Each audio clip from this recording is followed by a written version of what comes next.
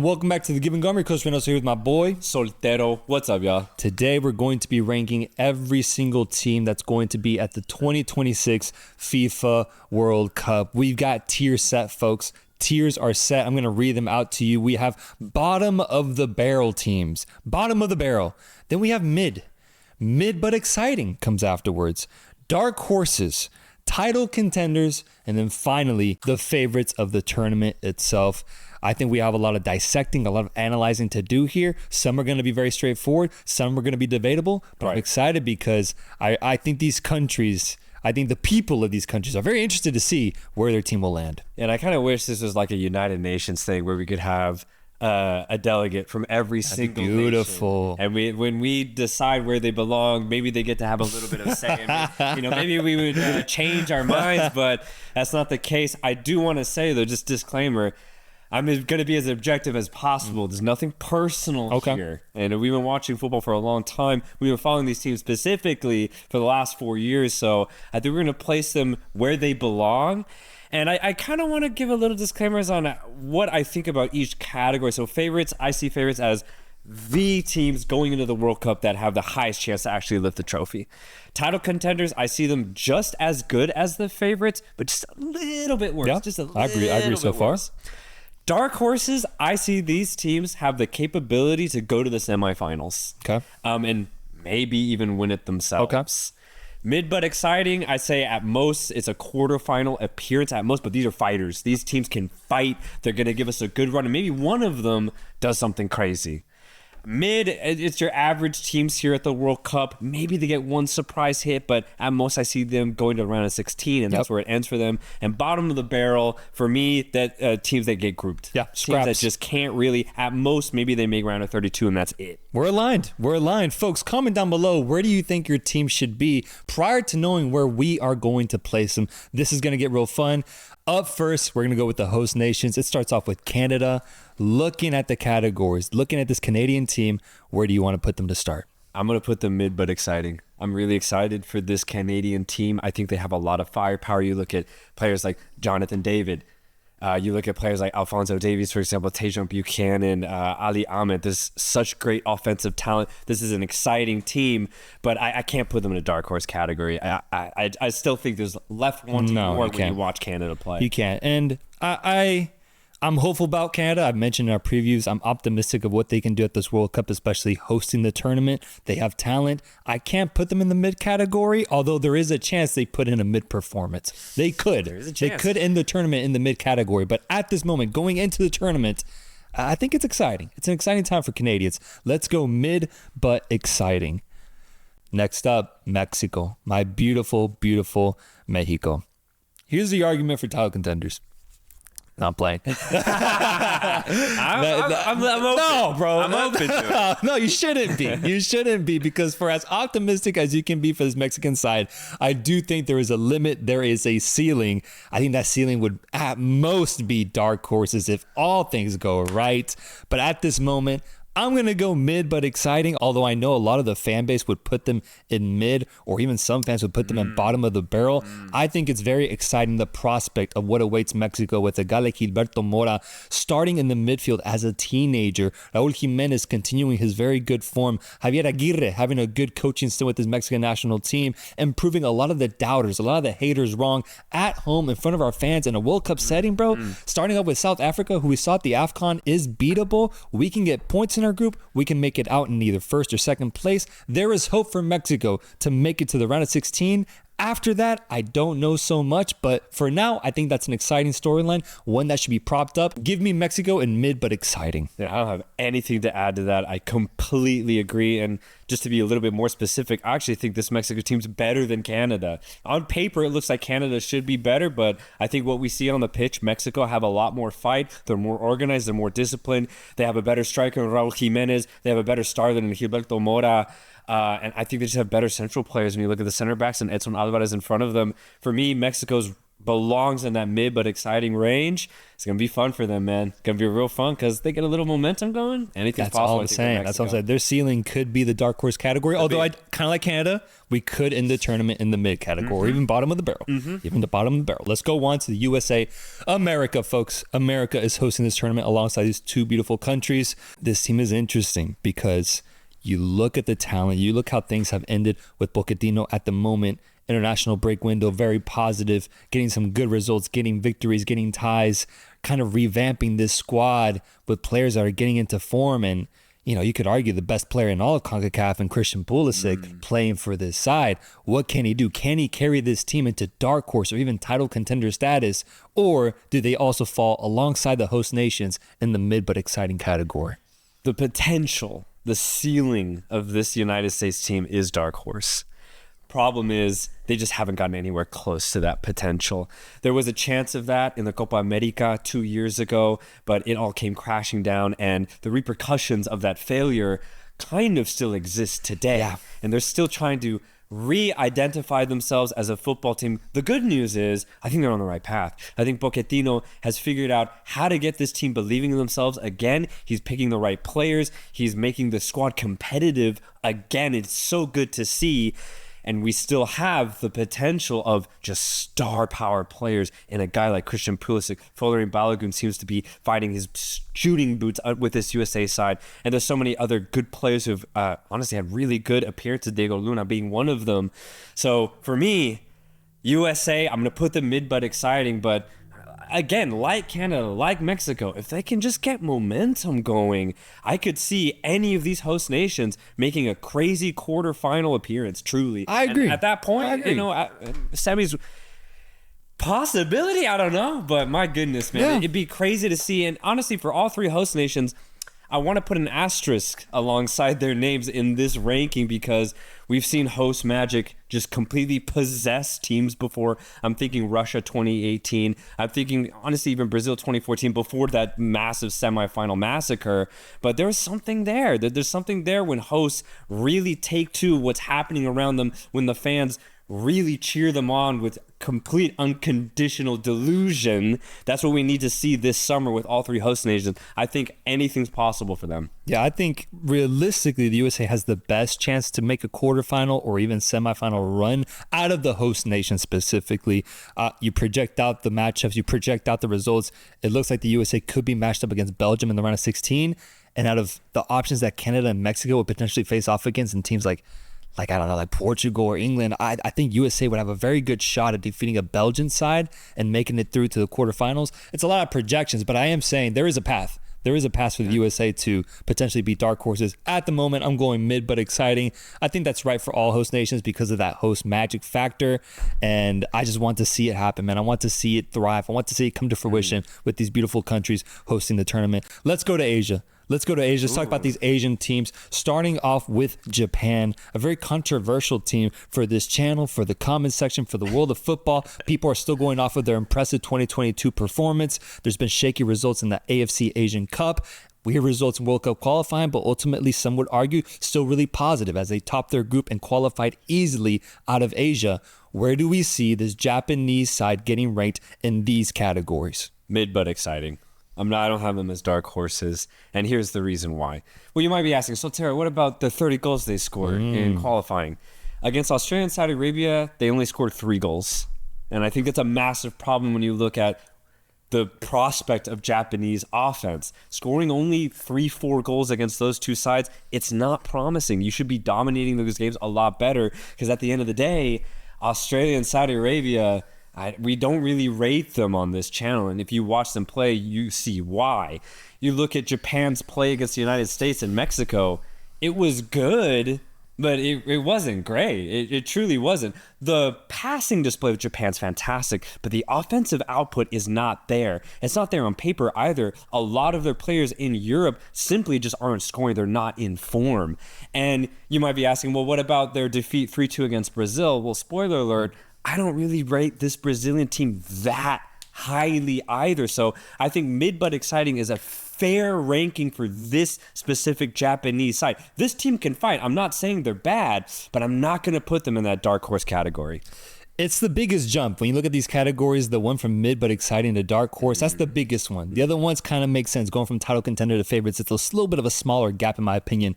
This is a big one that I can't give Japan that edge. I can't give them that faith to be in the dark horse category, potentially making a semifinal run. Right. They have the talent. That's the thing. I actually do think they have the talent, and I'm not as critical of the results that they got in World Cup qualifying. I still think it ultimately was a really easy and simple path for them qualifying out of that region. My criticism is in the form of the players. I'm not seeing it the same way I saw in the build-up to 2022, where everybody was firing on all cylinders. There was this energy around Japan. There was a momentum to want to prove themselves on the World Cup stage. I feel like they did that, but now there's an added pressure of almost an expectation that they're going to be the best team out of Asia, and we just don't know that for sure, bro. Yeah. We don't know that for sure, and these players just haven't been playing at their highest level. I'm talking about Takefusa Kubo, Mitoma, not balling out the way I saw them 4 years ago. So I agree, mid but exciting.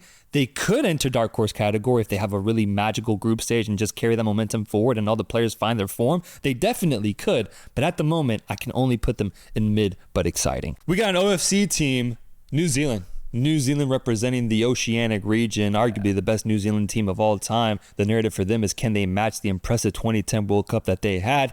We'll talk about that in a second, but overall, where do we put this New Zealand side? Is this a bottom of the barrel team, a mid side, a mid but exciting team? Or is the World Cup dream alive for New Zealand? I'm torn between putting them at the bottom or a little bit above that. Here's the thing. When I look at this team and what they're trying to achieve, the quality that they have, it's a lot of youth. This might be the best New Zealand team on paper that has ever existed. Does that mean much, though? It's hard to tell when they play in the weakest region in the world, in the OFC. And they have been trying recently to play against bigger talent, against Asian sides, actually against CONCACAF and CONMEBOL sides too.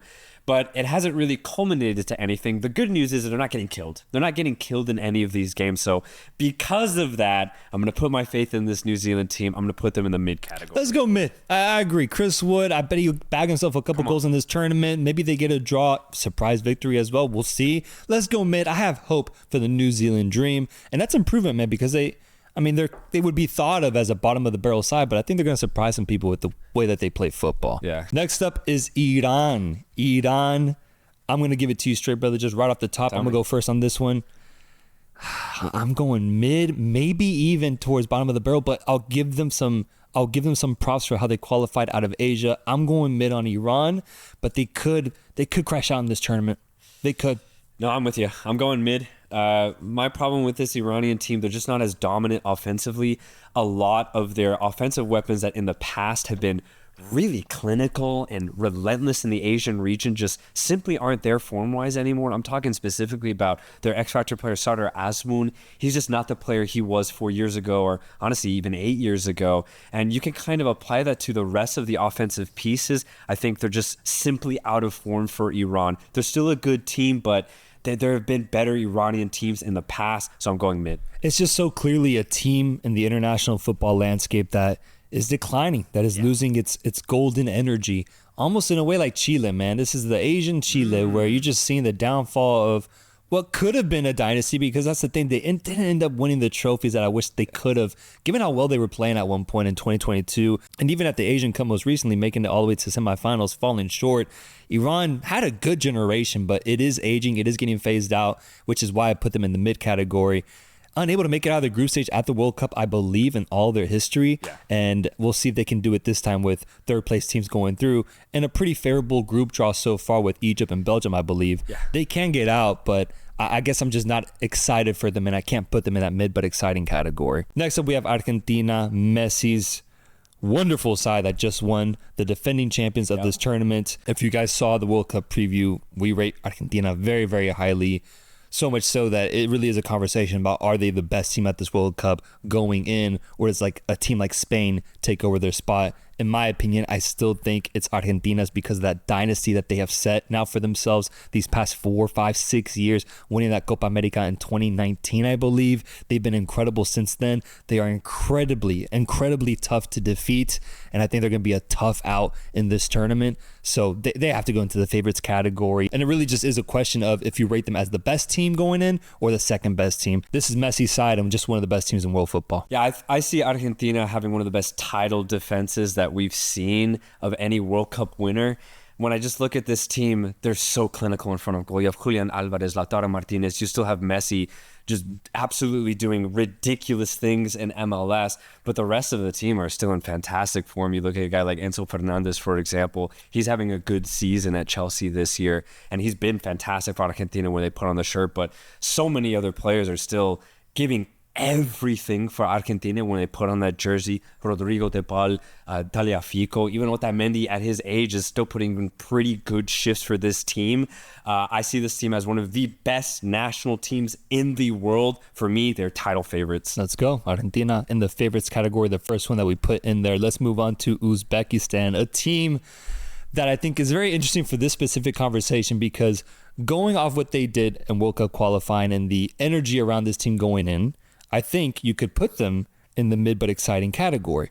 But if we're going off of the performance that we're going to end up seeing at the World Cup, I think there's an argument to be made that they end up in the mid category because of the tough group that they're put in. Portugal, Colombia, potentially DR Congo. That is a difficult group. I think we're going to see a mid performance at the World Cup from a team that is mid but exciting. The team's mid.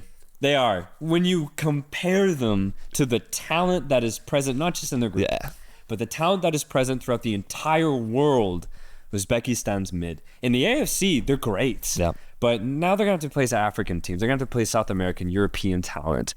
When you do that, Uzbekistan's mid, unfortunately. Their game management's not great. They can play good for 30, 40 minutes, but then the rest of that match, they just lose it. Their offensive output isn't the best, especially when you compare it to, teams like Japan, South Korea. It's not the best. So Uzbekistan for me is going to be in that mid category. Gotta go mid category. Boom. South Korea, one of Asia's finest. Can they enter the dark horse category, or are they a mid but exciting team? That really is a question for this side. I personally would still put them in the mid but exciting because they still have a lot to prove on the big stage. But it is a team with a lot of potential, similar to Japan. If things go right for them, they can definitely show out in this tournament. Heung-min Son playing in front of so many South Korean fans that I know will be in attendance at the U.S. games and at the Mexico games. They're in a group with Mexico. It should be a very fun tournament for the South Korean team, but one that I think puts them in the mid but exciting category. Yeah, this team's exciting. And I think it'll end there for them. They'll be able to get some really awesome goals this tournament. Their offense is so fun to watch. I just do not trust their defense. It has plagued this team for the last, honestly, decade. We've seen it at World Cups where they get some crazy goals, but they just cannot defend. And that's what happened this exact World Cup campaign. They didn't concede a lot of goals, but they conceded unnecessary goals against very weak teams. So I think when you look at Korea, especially in their games against USA and Mexico, their defense is still a big problem, but they will be exciting. They definitely will be exciting. I want to see Heung-min Son. Whoa. There we go. Okay. Next up is Jordan. Jordan, a side that if you watch this channel, Soltero has been a big fan of for a long time, going on an incredible finals run at the Asian Cup with some incredible offensive players. Well, Jordan is here. I mean, remember a few years ago when we were talking about this team, just really finding out about them.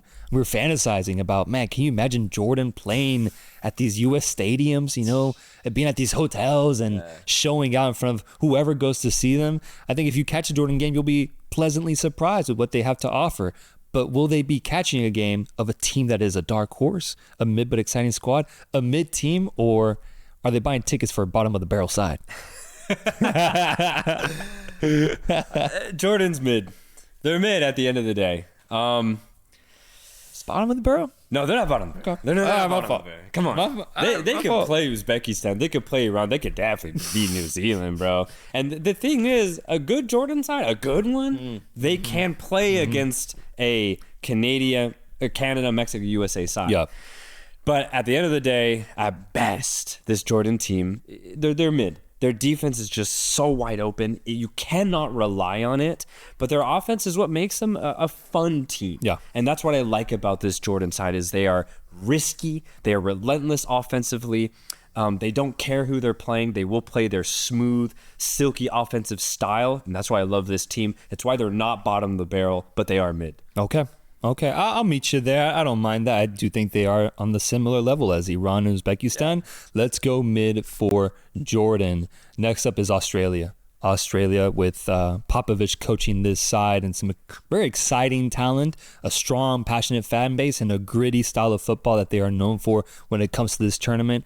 Australia will not be an easy out, especially as they're placed in USA's group and Paraguay's group. They should definitely have a chance to make it out of there. Is this a team that enters the mid but exciting category, or do they fall under mid? I'm going mid for Australia. I just don't think they have enough offensively. Their output is really low.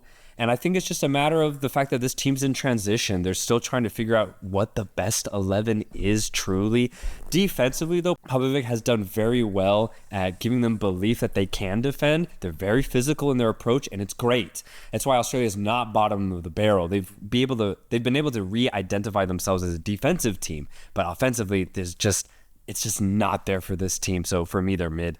Yeah, I don't see them having a very high ceiling at this tournament, although their floor is very good. I think it's better than a lot of teams where if they play their worst football, it's still a pretty good, reliable form of football because we've seen it before. They can keep games very, very tight and be an annoyance to a squad like the USA or Paraguay who fails to capitalize and expose this Australian team. So I put them in the mid category. Almost wanted to put them in mid, but exciting, but I guess I just don't see an exciting round of 16 run prospect for them. Yeah. Whereas for those squads, I do see the opportunity being there for them. So Australia goes in the mid category, and we move on to a very controversial side, brother, because this country, Brazil, has some people putting them in the favorites category. Damn.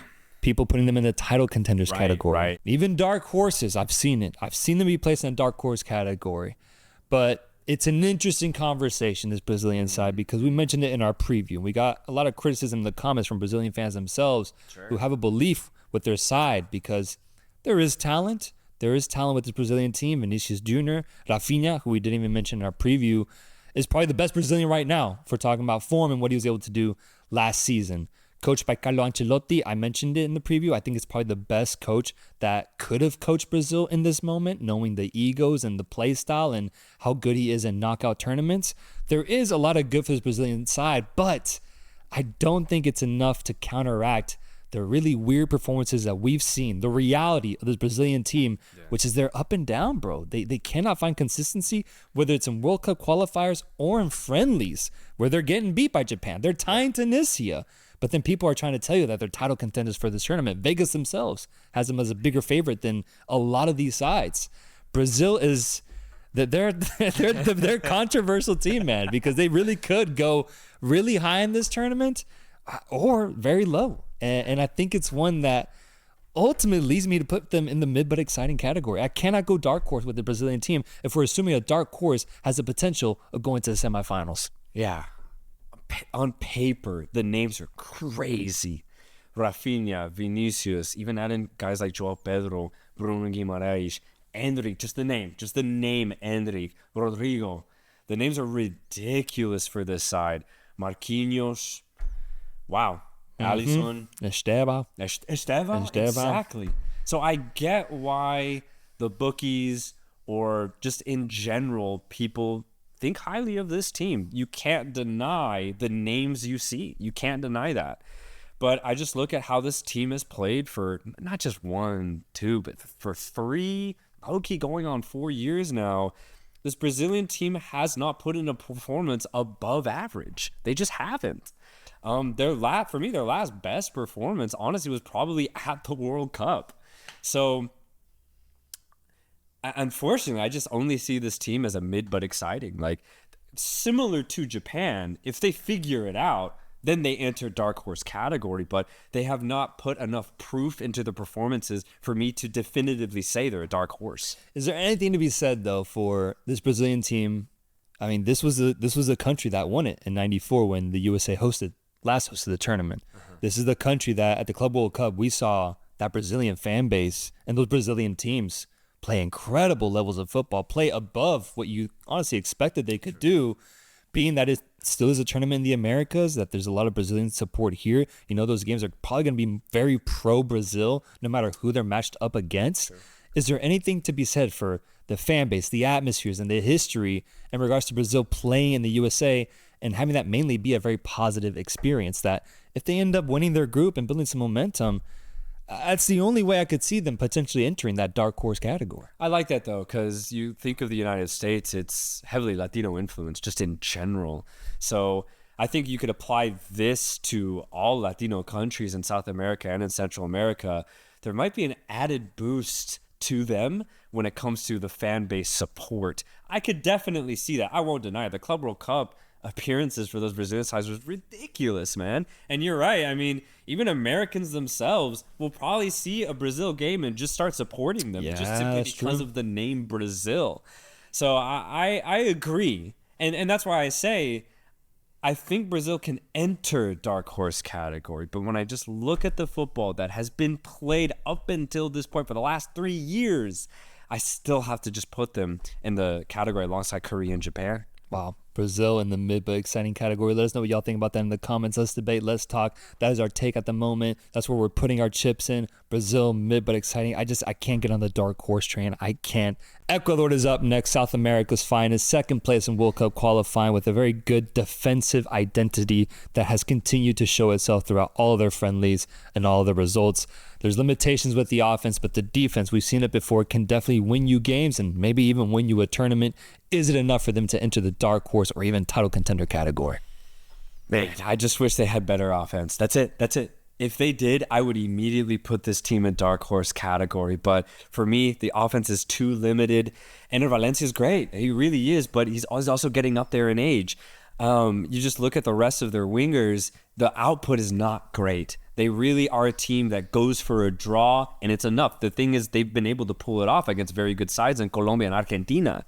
But at the World Cup, when you have to win 8 games, essentially, or not win, but you have to be on the favorable side of 8 matches, I think at some point, maybe in that quarterfinal area, Ecuador is going to fall short. So for me, they're a mid but exciting team. Yeah, I'll meet you there. I just don't see them making that jump into dark horse category. It's too big of a jump for a team that hasn't given me those results this past year. I think they actually started World Cup qualification very well. It's the reason for why they were so high in the rankings.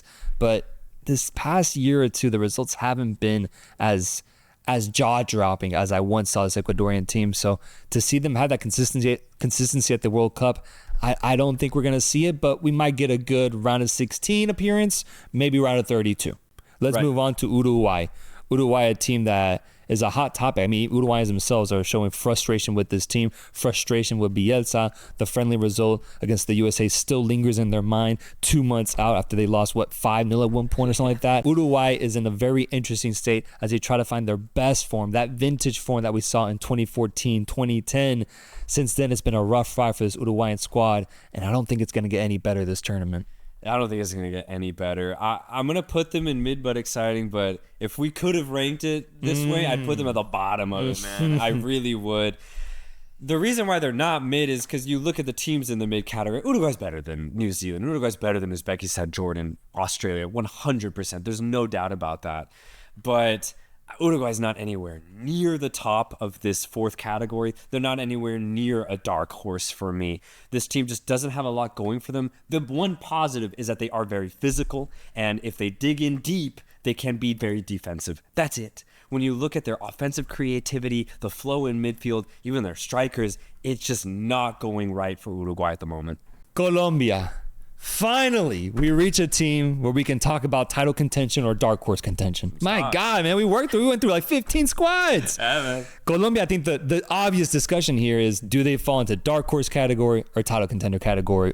I don't think we can put them on favorites. I don't think you would, so I'm going to stray away from that. But there's an argument for them being dark horses, being capable of going to the quarters, being capable of going to the semis. But there's also a conversation of, what if they get hot? What if they get hot in front of their fans with that beautiful Colombian football? Yeah. And they get into a final and they become title contenders for the World Cup. Yeah. Well, what do you think? Why wouldn't you put them in title contenders? I think there's like 5 teams that are clearly better than Colombia. Yeah. And I think if you want to get into title contender category, you got to be part of that 5. And I think they're right on the outside. Right on the outside. 6, 7, 8th. So for that reason, I got to put them in dark horse. Yeah, I agree. Because when I think of title contenders, I close my eyes and I imagine in the final, and it makes sense. Yeah. To see Colombia at the final of the 48-team World Cup, god damn, I don't know if I can imagine that. Colombians can, man. They're getting excited about absolutely. it. Oh, yeah. The thing is, though, I can imagine Colombia do something crazy at this World Cup. I can imagine them going on a ridiculous run where they make a semifinal appearance. And at that point, maybe everything falls into their favor and they do make the finals. But to just say outright finals appearance, I can't say that. I can't say it for Colombia, but I'm going to put them in that dark horse category. I think when they start dancing on that ball, when they start playing that Colombian offense, they can score 3-4 goals against any of these mid or exciting teams easily. Yep. And I think that shows a lot at the form of these players. They can pull from so much. John Arias, James Rodriguez, John Duran, John Cordoba. There's such good talent offensively. And then in the midfield, you've got guys like Richard Rios who have been putting in really good shifts for the last 3 straight years. There's a good consistency about this side as well.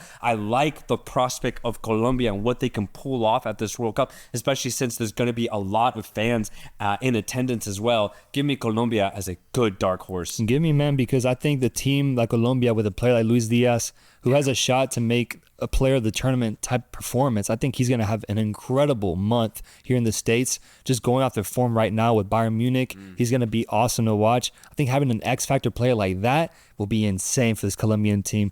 Dark horse Colombia with the potential of getting into title contention if things get very, very good for them at this tournament. Let's stay in South America. We have Paraguay. Paraguay up next, who is in a group with Australia, USA, and a European playoff team. Where do you rank this Paraguay team? Are they anything but a mid but exciting side?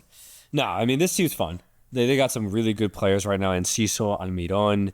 But also defensively, these guys have been strong in South America, bringing a really good physical approach to the midfield specifically. And honestly, it's rattled some teams in South American qualifications. So this team's fun. Dark horse, absolutely not. But I'm excited to see Paraguay play this World Cup. Me too. I'm with you on that. Paraguay mid, but exciting. Morocco currently in AFCON, currently in the quarterfinals, playing in very good football, but on the world stage, on the international football stage, having an incredible run 4 years ago, making it to the semifinal, making that dark horse type of run that people wanted to see. It was Morocco who ultimately ended up earning that label at the 2022 FIFA World Cup. Does this team now fall under that same label going into this tournament, or have they upped themselves into title contention status?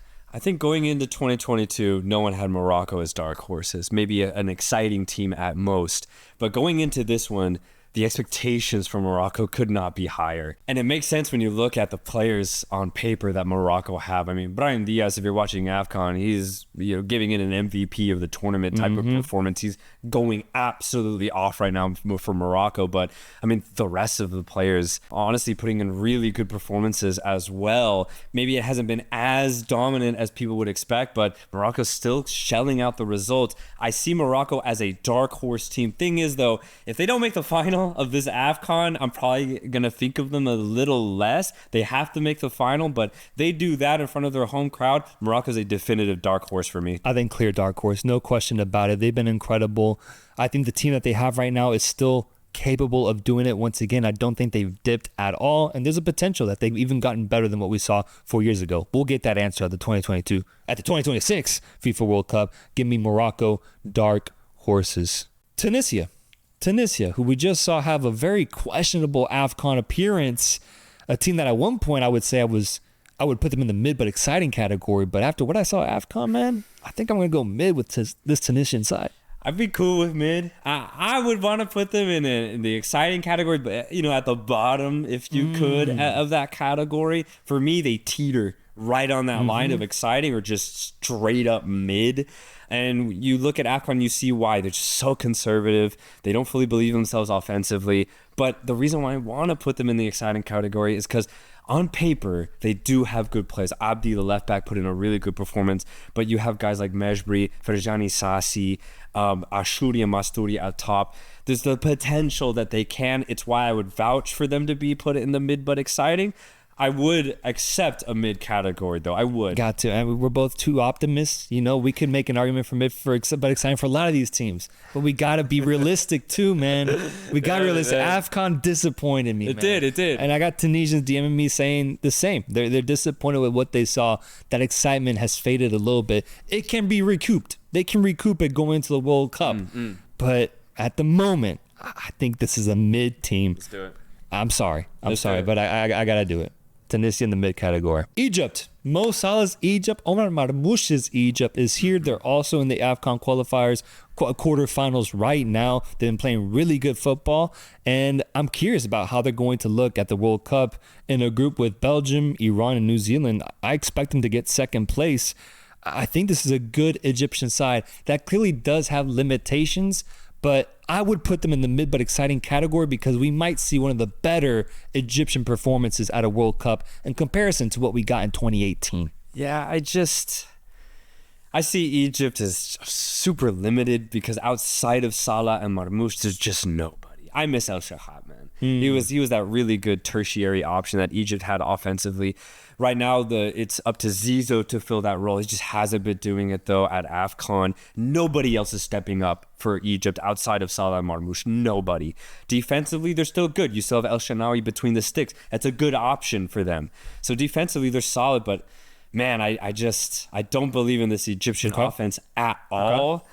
I'm cool putting them in the exciting category because of the star power that they have. But if they didn't have Marmoush or Salah, this would be a mid team. What would we consider a round of 32 exit in a tight game?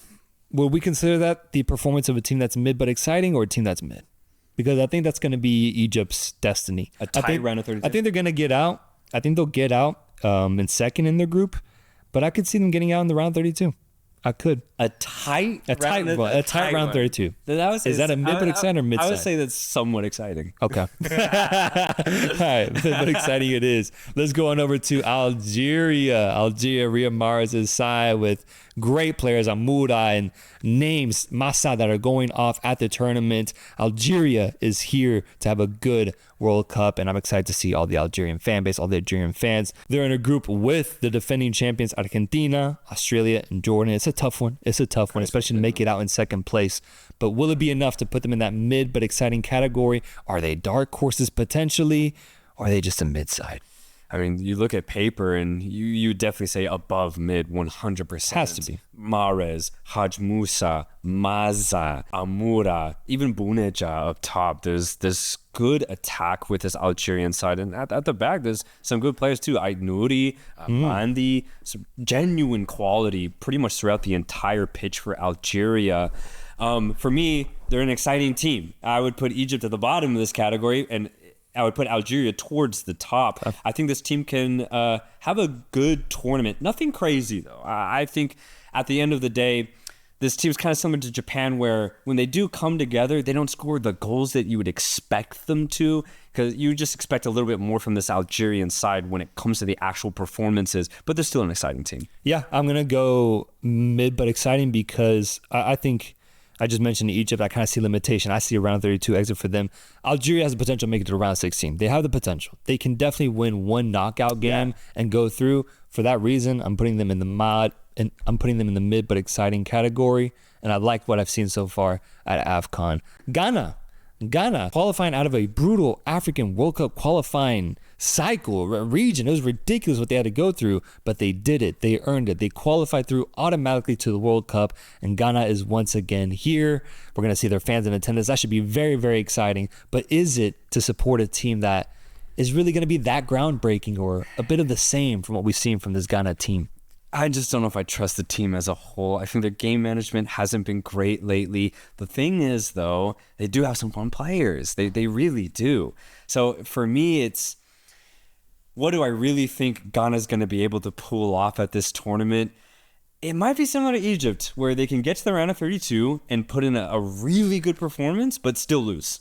So I would rate that a very low excitement for Ghana. For me, they're right on the border between mid and mid exciting. They're right on the border. I love Semenyo. I really do. I want to go mid, man. Yeah. I think it makes sense. Starting to get loaded. They're top of mid for me. They really are. They'll go mid. We need some more disparity here. Cape Verde. This one's fun too, because do they get into that mid but exciting category, given that they had such an exciting World Cup qualifying cycle? Or is this a team that's bottom of the barrel, low-key? You know? They have never been here. They're one of the smallest sides to ever qualify to this tournament. Their story is amazing. I love the Cape Verde dream that I'm seeing online and from the fans. Yeah. What they did was incredible, but I'm a little scared that what they achieved in World Cup qualifying will be the peak of this Cape Verde story, and we won't see much of a promising World Cup. But that's my fear.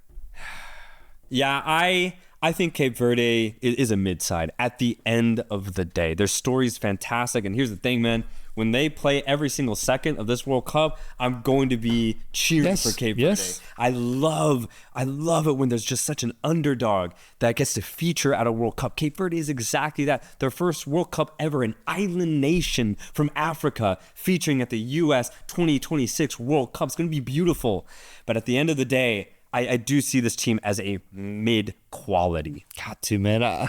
No bottom of the barrel teams yet, though. Wow. I don't have a lot of bottom barrel teams at the end of the day. I don't. But so far, we'll see who the first one is. South Africa. South Africa arrives to the tournament off of a round of 16 loss in AFCON and a questionable performance overall, but more so showcasing their true colors.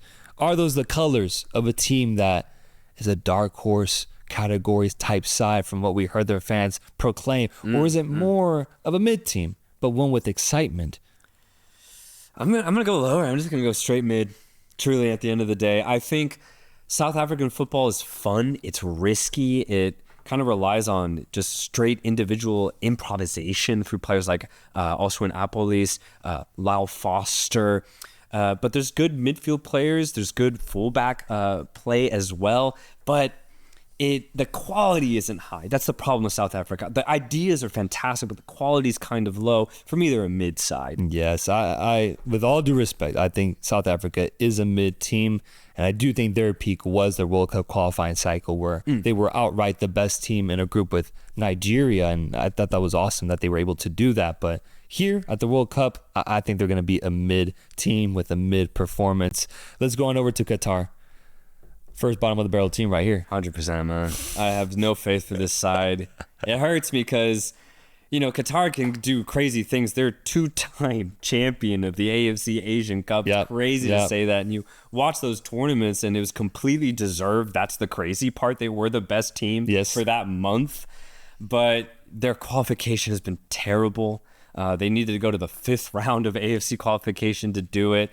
Their game management's not great. They can score goals, but they concede more than they score.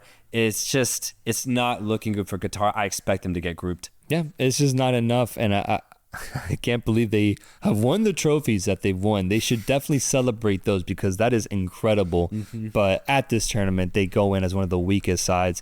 And I'm just not really excited about the Qatar dream at this tournament. Moving on to England.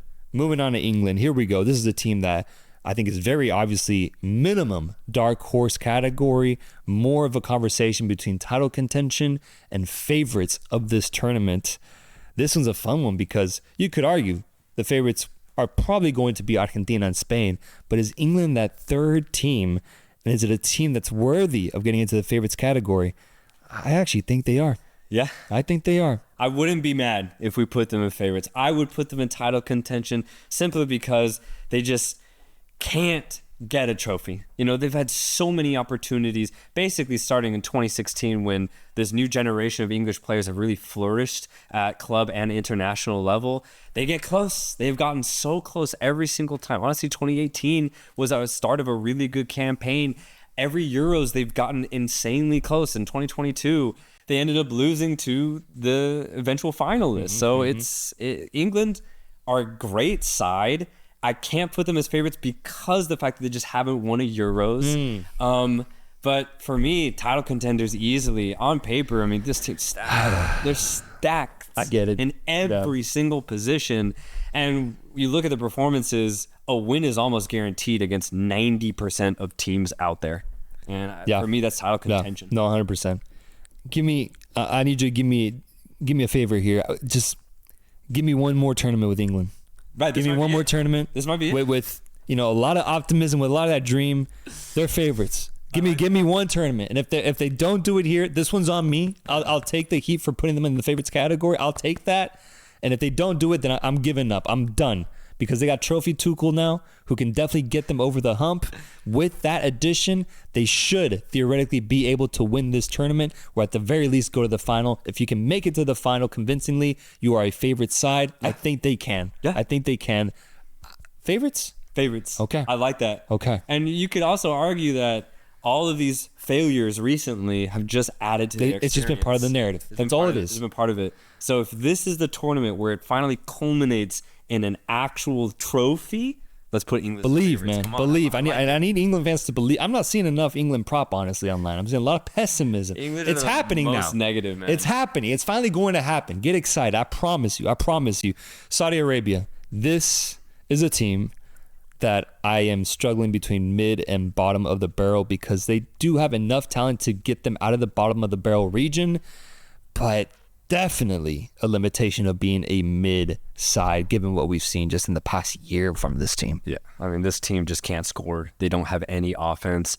Players that once showed up for them big time offensively, like Salman Al-Dosari, Al-Faraj, Mohamed Kano in midfield, just simply aren't doing it anymore. The youth players of Saudi Arabia are nowhere near the level of the past generation, and the past generation that still plays, they're getting really old. And for me, it leads to a team that is bottom of the barrel. I expect Saudi Arabia to get grouped at this World Cup. And, just all my Saudi Arabian brethren out there. We got a lot of them. This isn't personal. I mean, if you remember in 2022, we were actually insanely high on this team, even hinting that they could do something crazy, and they did, beating Argentina at the opening game in their group. This is the exact opposite of that team. I see this team getting grouped. I really don't have much to add here. I do not see Saudi Arabia having a good tournament. They will not reach the heights that they reached in 2022, which were amazing. But this is a weaker team. Let's put them in the bottom of the barrel category. Finally, we're starting to fill up that area. Let's go on over to Ivory Coast, Africa, AFCON defending champion on the quest to defend their trophy right now as they're in the quarterfinals playing some really beautiful football with Ahmad going off for his squad. Well, I mean, at this point, we got to consider him a factor at this tournament. He has the potential to go off for them, not just at AFCON, but at the World Cup with the way that he's playing, isn't enough to put them into a dark horse category. That's the thing, man. I mean, Flair in the midfield with Fofana. You also have really good defensive stability with Frank Kessié. They have the best defense, arguably, in Africa at the moment, not conceding a goal in qualification. They're through to the quarters right now. If they make the final... They make the final. Ivory Coast for me is a dark horse team. They're right there. For me, they're right on because defensively they're solid, and what puts them above Ecuador is the fact that they have a guy like Amad Diallo. Ecuador don't got that. They don't got that. So I'm so close to putting Ivory Coast in dark horse. I'm so close, but I still need maybe a week. I need a week to see. Yeah. I'm with you because in the preview video, yes, I said that Ivory Coast would go over Ecuador. I definitely backed them over Ecuador and getting that second place spot. I think that opportunity has gotten even better given how we've seen them play at AFCON. It's not enough to put them in dark horse right now, though. We can't do that now. Not over teams like South Korea, Japan. I just can't do that yet. They're in mid but exciting, but I think they're definitely in the higher ranks of this category. So Ivory Coast going in right there. With potential to go to the dark horse category if they low-key win AFCON again. Yeah. Senegal, kind of a similar story as they're playing really good football at the tournament at the moment, showcasing some really good offense. Nicholas Jackson, Mbaye, Ntayo Mane playing incredible. The midfield looks just as good, and the defense always good enough. Same kind of question. Can they get into dark horse category? Do we still have to wait a little bit to see if they can get in? Literally, I have the exact same approach for Senegal. If they win AFCON, if they win it against Morocco in Morocco, then I think Senegal would be definitive dark horses, man, because they could reach an insane potential. But yeah, I mean, you have Mane on one side and Diaye on the other. Might be the best winger combo in all of Africa, even beating Morocco's low key. And then you've got just such good midfield play with Idrissa Gana Gueye and Pape Gueye. I really like the play of Jacobs from fullback position. He adds a whole other element to the attack. And then you have Ismaila Sarr as just an X-factor, firecracker type of performance. I like that. Like, he can kind of do anything at any given moment. Senegal are close to being dark horses, but not quite there. Not yet. But they can. They can. If we update this in a week, I agree. They can end up being AFCON champions and definite dark horses at this World Cup. Things are exciting for Senegal. I hope they go deep in the tournament. France. God, a team that went to the final and won it in 2018. Yep. Went to the final and lost in penalties in 2022. We're going to put a team with that type of history below the favorite region? Is that what we're going to do? Or have they earned the outright respect of being a favorite? Dang, like just by name. What are we gonna do like here, man? Brazil. Let's be respectful. Like, you just say the name and you're immediate. Little bit of that. Favorites. Little bit of that. I would be okay with doing that because my God, man. I mean, you look at just the span of international football. France have probably been the best over the last 10 years. Yeah. Because they also made the Euro final in 2016. Yeah. So you look at the last 10 years of football, France has probably been the best. So does that just garner a favorite category? I would low key say yes. When I look at where they are at right now, they're a team in transition. Deschamps trying to facilitate this new generation of French footballers into title contenders, right? So I just look at the squad. It's just so many new faces. Right? Yeah. There's no Pogba anymore. There's no Griezmann. Those were two of France's best players. Does N'Golo Kante get this start? He was so huge for them for the last 8 years. But now instead it's Desiree Doué, it's Ousmane Dembele, it's Bradley Barcola, it's Michael Olise, it's Ryan Cherki. Guys have never done it before in the French jersey, but you look at the quality, it's some of Europe's best. Yeah. So for me, they teeter right on favorite title contender. My take is I have England having a better World Cup than France. They're going to have a better World Cup than France. England is going to overcome demons. They're going to make it either a stage further than France, or if they get matched up against France, they're beating them. It's a hot take, but I have England doing better. And so because of that difference, I have them in the title contender category, France. Yeah, I'm down for that. I don't know if I can put them as favorites. I think favorites can low-key only have a limit of 3 total teams. If there was a 4th team, it would be France, though. It would. Yeah. So that's my argument.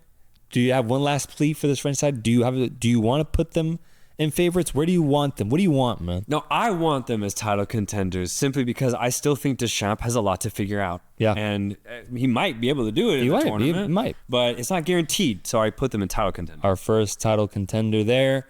We have Croatia up next, a team that has been so consistent and so successful for a very, very long time, making incredible runs in 2018 and even in 2022, losing in the semifinals. Kind of like France, that history, the past 10 years have been so wildly successful that you almost have to pay them their respects by considering them as a dark horse, despite maybe not having, star players in their best form, like how we saw Luka Modric and Ivan Rakitic and Perisic back in the day. Despite them aging, you got to give them a little bit of a benefit of the doubt here, in my opinion, because Croatia is Croatia. And until they stop making incredible runs, I got to have faith in them, bro. Yeah. No, I'm done doubting Croatia. I'm done doubting Luka Modric. I don't care how old he is. He could be 50. And if he's starting for this team, I will completely back them. Dalic has been great. He's figured out a way to bring in the new Croatians alongside Luka Modric. And here's the thing, man, it's looking pretty good. Yeah. Not looking bad. I'm going to put Croatia as dark horses, man. If they make the semifinals, the way that they play and just the approach that they have, very pass-oriented, I just won't be surprised if they make semis, man. They're that good at the end of the day. Croatia, dark horse. Yeah, it feels too insulting putting them in the mid but exciting category. It does. After what they've done, I can't. Yes, they go in the dark horse category. Portugal is up next. We got the big hitters now as we're talking European teams. Portugal is a team that I think immediately gets launched into dark horse territory with the potential to enter title contenders. It's just about the difference. Are they a team that we're fully confident can make a quarterfinal or semifinal run? Or is there another gear, another level that awaits this Portuguese team that we'll see come tournament time? I definitely do think the dream is there.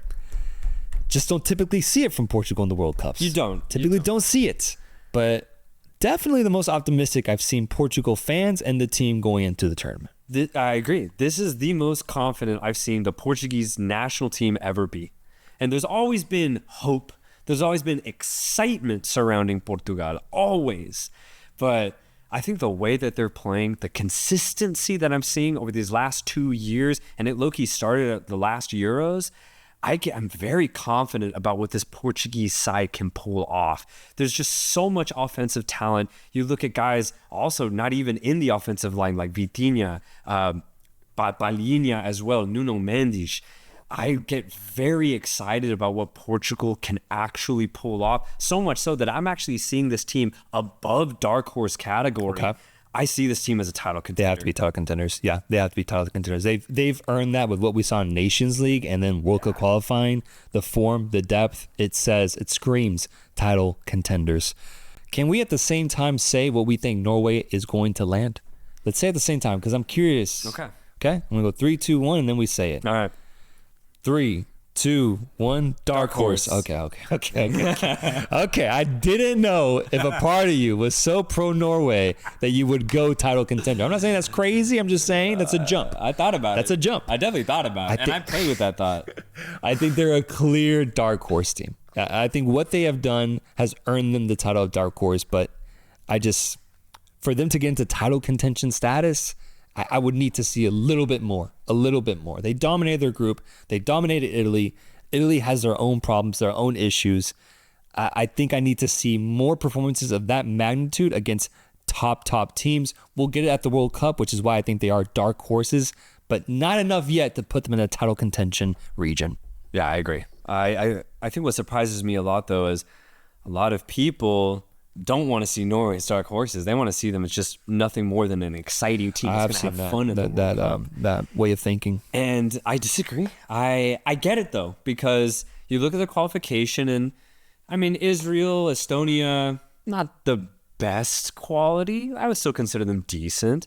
And you look at Italy, also not the best. Yeah, but I agree. For me, what really stands out is it has been nothing but total domination against every single team. Every single time Norway played a World Cup qualification game, it was 3, 4, 5 goals. Yeah. And to me, that speaks volumes. It shows that the team is completely in sync with one another. It shows that offensively there is a fluidity that no other national team is really reaching. I mean, not even England's really reaching this type of fluidity that Norway's pulling off. And you just look at the form of the players, Sorloth, Haaland, Nusa, when they play for Norway, they reach a ridiculous level. And you also have guys like Berge in midfield, Odegaard also pulling the strings. I love what Norway can do. I love the players that they have on paper and what I see on the pitch. For me, I only see dark horse, and that gets me so excited. That gets me excited. They really are on the same level as a Colombia, as a Morocco, as a Croatia. Yeah. Any of these teams, they get hot in the tournament, they can ascend into something truly special. I really hope to see it happen. They're going to have to prove it in the round 16 quarterfinals. I think they're going to get really tough matchups, but I think they have the talent to be able to take on those teams. Give me Norway as a dark horse side. Next up, we have Germany. I think there's a lot of contention with where this team lands because they still haven't kind of fulfilled their top potential. They were getting to that in the Euros, but then ultimately lost to the eventual champions. Yeah. But we saw them play very, very well at home in that tournament. And since then, it's been a little bit different as they've shifted players out, dealt with injuries, still were able to get through in World Cup qualifying. But it's a team that can punch very, very high and whose floor is also an interesting one. Mm-hmm. I think it's an interesting one. I think for me, this conversation, I think they're beyond the mid but exciting region for sure. But it's really a conversation of can they get into title contender or dark horse. I would put them dark horse. Yeah, I'm with you, man. I can't picture a tight quarterfinal game against Portugal, France, or England where Germany win that match. Not right now. Not now. And so for that reason, they have to be a category below that. So I got to go dark horse. And the thing is, though, I mean, I would be scared to play Germany because they do have the potential to go to the semifinals, and that's the sign of a really good team. I just think there's a little bit too much of a reliance on a guy like Jamal Musiala. If he's not in his best form, all of a sudden Germany just aren't as scary. Netherlands, bro. Is the Netherlands team a squad that can get into title contenders? Netherlands always interests me, man, because you look at their Euro performance, they were one of the most exciting teams in the entire tournament. What they were able to pull off makes me want to say that they're at least a dark horse team coming into this World Cup. Problem is for me, when I see them play in World Cup qualification against a team like Poland, I didn't see that much. I wasn't as excited, and you kind of look at the forms of their players offensively. Xavi Simons, Memphis Depay, it's not going great at club level, truly. So I almost don't even want to put them a dark horse simply because of the form that they're in.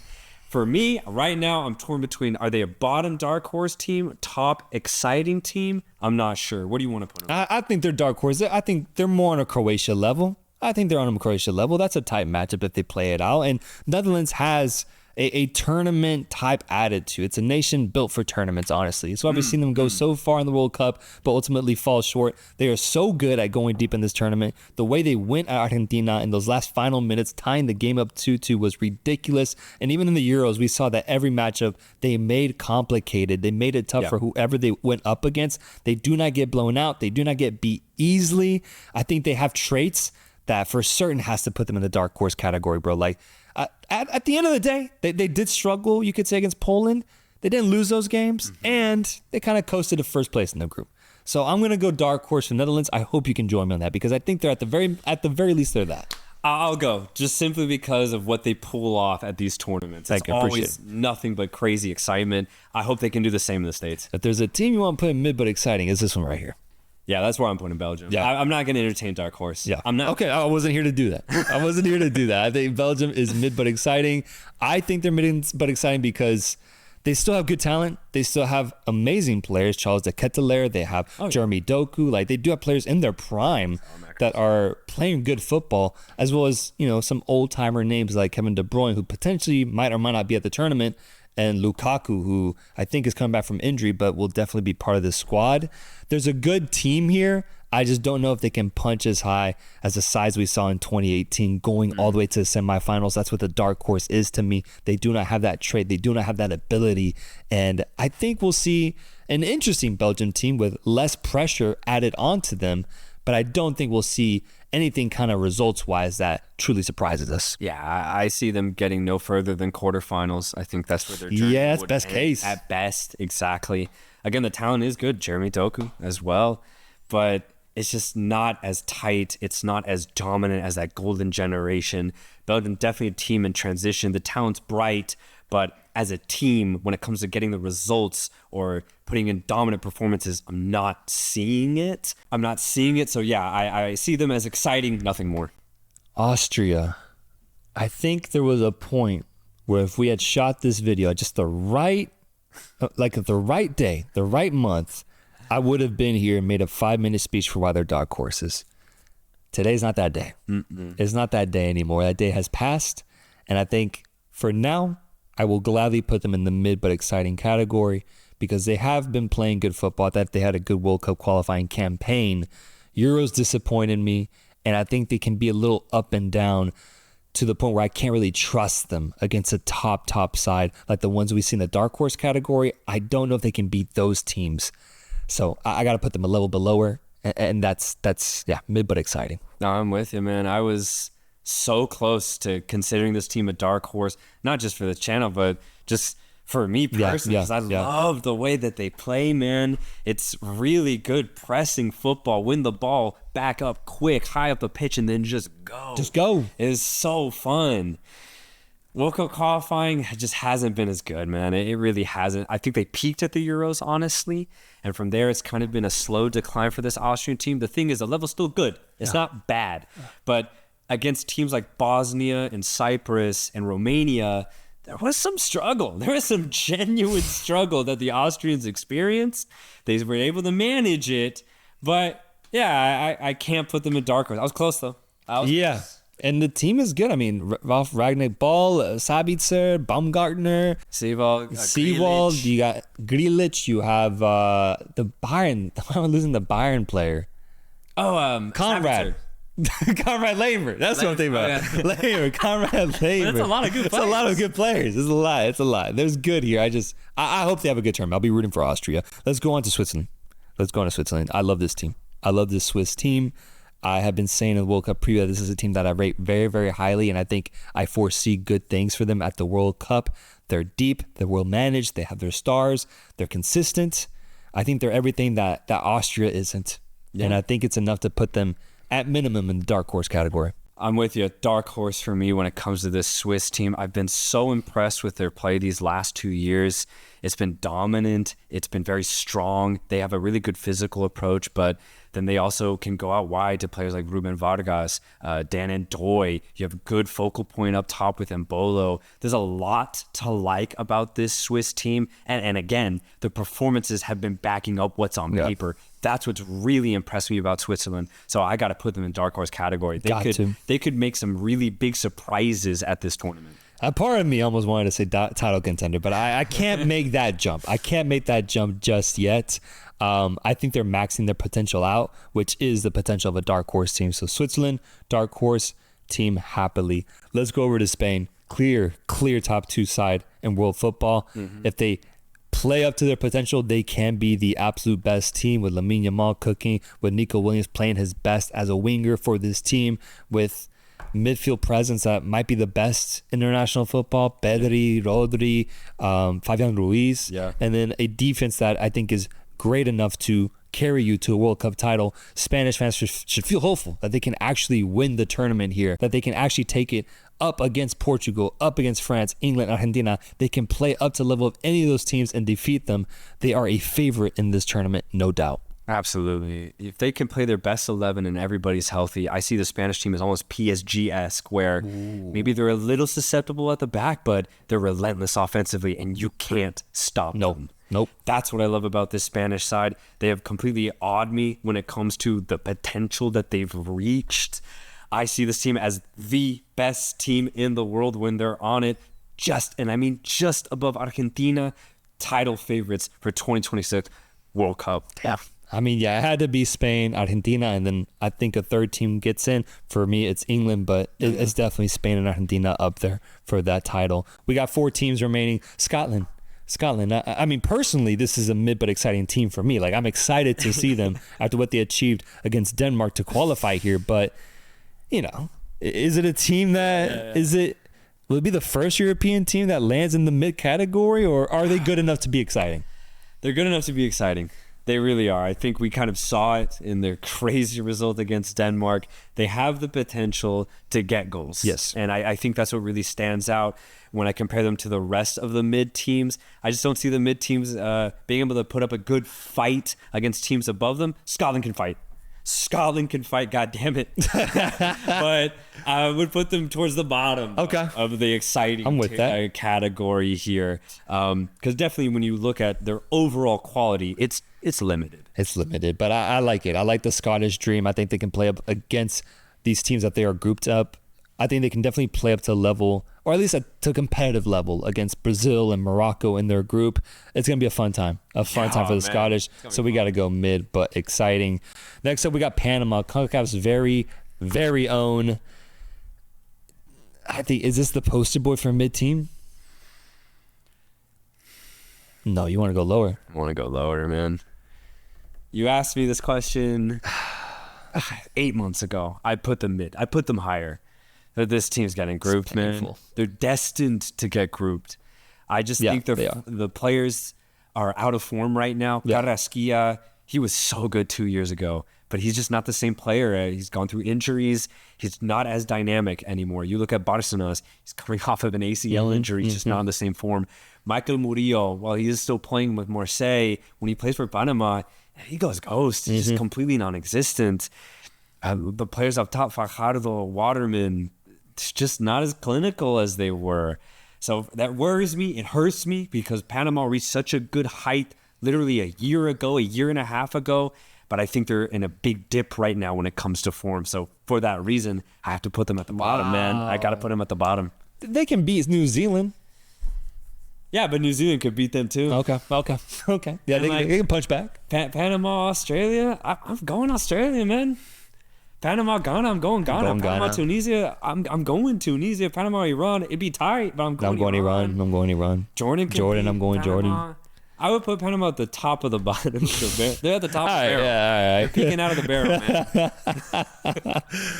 Two teams that I think are in contention for mid or bottom of the barrel status. We got Haiti. Haiti at the tournament in a tough group. Scotland, Morocco, and Brazil. It should be fun, though. It should still be very fun after what they achieved in CONCACAF World Cup qualifying. Very impressed with Haiti.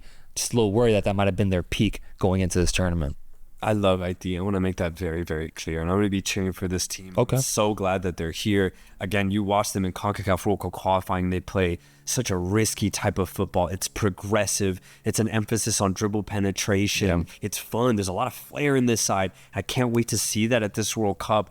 But when I really look at the teams that are here, I mean, there's just such good teams, man. This is going to be such a fun, stacked World Cup. I mean, look at this, man. Yeah, man. Look at this exciting mid-tier. There's some ridiculously good teams here.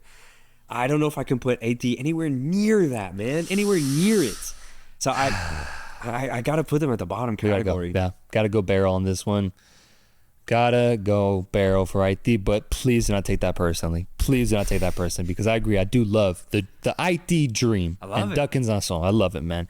Lastly, Curacao.